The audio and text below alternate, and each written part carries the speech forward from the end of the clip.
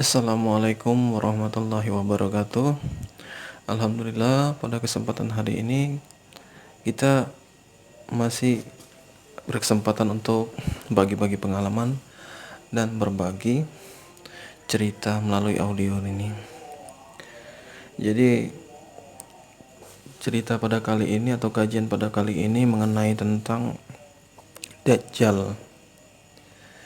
Jadi banyak orang itu mengatakan Dajjal itu sesosok manusia yang akan turun ke dunia di akhir zaman. Dia bermata satu dan membawa kebenaran dan membawa fitnah. Jadi maksud yang dibawa kebenaran dan fitnah itu seperti yang dikatakan jelas oleh Quran itu. Jadi Dajjal ini mempunyai keahlian yang sangat hebat, mempunyai pengikut yang banyak seperti itu ya. Surga di tangan kanan, kiri adalah neraka. Jadi setiap langkahnya itu terlihatan seperti bunga-bunga. Jadi setiap tapak kakinya itu akan ditumbuh-tumbuhi oleh bunga-bunga. Apakah benar demikian? Dajjal itu adalah sesosok makhluk seperti manusia yang akan turun ke dunia bermata satu.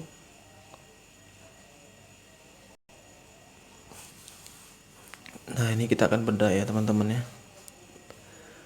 Kalau menurut pandangan orang syariat ya seperti itu teman-teman.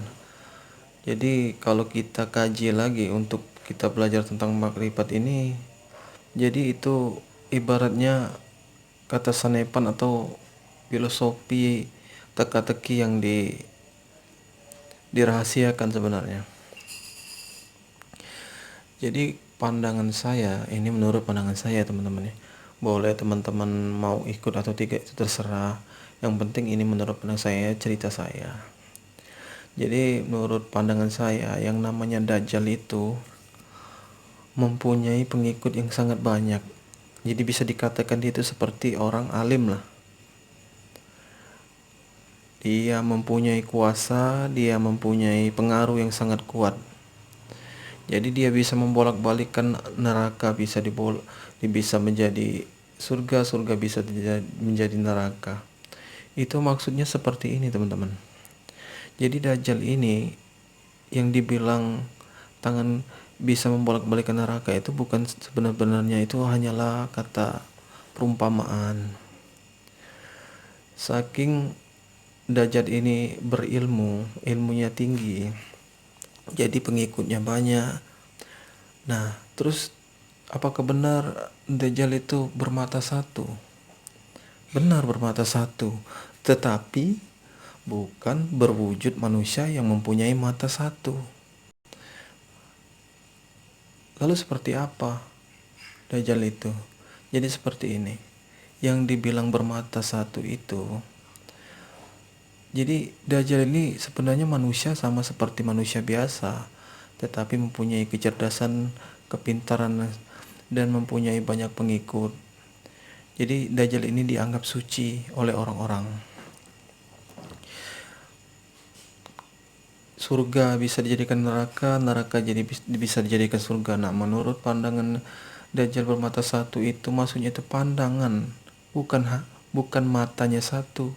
Jadi pandangan satu, jadi seolah-olah kalau diibaratkan pandangan satu itu merasa dia paling benar, merasa dia paling hebat, merasa dia paling suci, merasa dia paling pintar. Nah, itulah dibilang Dajjal. Dajjal itu istilahnya itu sifat teman-teman, sifat manusia, keangkuhan manusia itu sendiri.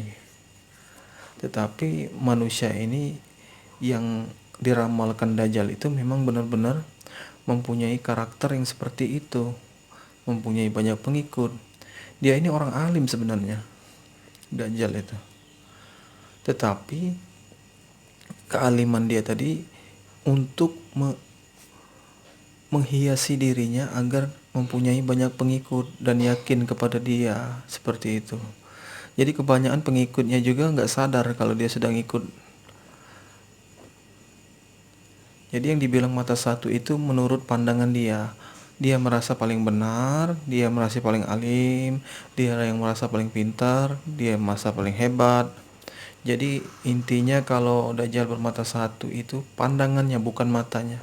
Jadi dia seolah-olah berpandangan satu, tidak ada yang lain kecuali dia yang benar, kayak itu ya teman-teman ya. Nah, jadi Dajjal ini bisa merubah neraka dan bisa merubah surga. Maksudnya apa? Nah ini yang bahaya, ini fitnah Dajjal ini teman-teman. Fitnah Dajjal itu yang seperti apa? Jadi ibarat perkataan seorang yang dianggap suci lah. Jadi kan Dajjal ini kan orang banyak menganggap dia suci tanpa dia tahu. Jadi dia menganggap diri dia itu suci, dimanipulasi dengan perkataan dia.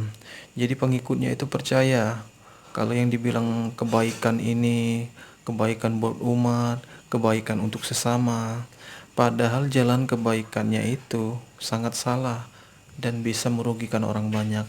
Tetapi pintarnya Dajjal ini bisa meyakinkan pengikutnya seolah-olah dia ini benar, dan pengikutnya juga percaya dengan hal-hal yang diberi wejangan dari dia. Nah itu hebatnya Dajjal ini teman-teman. Jadi yang benar ini bisa jadi salah, yang salah jadi bisa benar. Itulah kekuatan Dajjal teman-teman. Nah yang jadi pertanyaan teman-teman, apakah Dajjal sudah turun? Sudah. Dajjal sudah turun. Sudah lama Dajjal turun, tapi manusia tidak bisa memahami apa itu Dajjal. Kalau menurut yang tertulis itu manusia yang berbentuk mata satu akan turun ke dunia itu, maka tidak ada itu teman-teman. Mana ada manusia itu seorang makhluk seperti manusia akan datang dengan bermata satu, lahir dalam keadaan mata satu misalnya kayak gitu ya. Terus dia akan menjadi pemimpin, ini dibolak-balikkan menjadi seperti ini. Ya pasti orang tahu kalau dia Dajjal karena dia bermata satu. Nah yang dimaksud bermata satu itu pandangannya. Jadi harus digarisbawahi ya teman-teman ya. Bukan Dajjal itu kita telan mentah-mentah sebagai sesosok yang mempunyai matanya di tengah-tengah seperti itu. Satu, bukan seperti itu. Jadi masih kita bedah lagi soal yang seperti itu, jangan ditelan mentah-mentah. Nah itu pengetahuan tentang Dajjal teman-teman. Jadi Dajjal itu sudah lama turunnya. Dia memiliki pandangan yang satu, merasa diri dia paling benar dan memiliki banyak pengikut. Nah yang gawatnya ini, tanpa disadari pengikutnya ini tidak tahu kalau yang dia yang dia ikuti itu adalah Dajjal. Dia tidak sadar kalau yang diikutinya itu Dajjal. Saking hebatnya Dajjal itu, dia seolah-olah mengaku dan bersikeras seolah-olah dia sudah mengikuti orang alim, mengikuti orang yang benar. Padahal dia tidak sadar kalau dia sudah masuk dalam perangkap Dajjal. Nah, sekarang teman-teman koreksi, berpikir. Jadi kalau orang yang benar-benar lurus lah, ibarat kita katakan seperti itu ya, dia itu tidak akan pernah merugikan seseorang. Dia itu selalu membahagiakan seseorang. Bahkan dia rela berkorban untuk diri dia asal orang lain bahagia. Itu yang sebenarnya istilah yang harus kita ikuti. Tapi kalau kita melihat hanya dari sekedar penampilan, dari sekedar sorban, lalu kita mengatakan dia orang alim, dia ini belum tentu teman-teman. Lihat karakter dan perilaku dia sehari-hari itu seperti apa.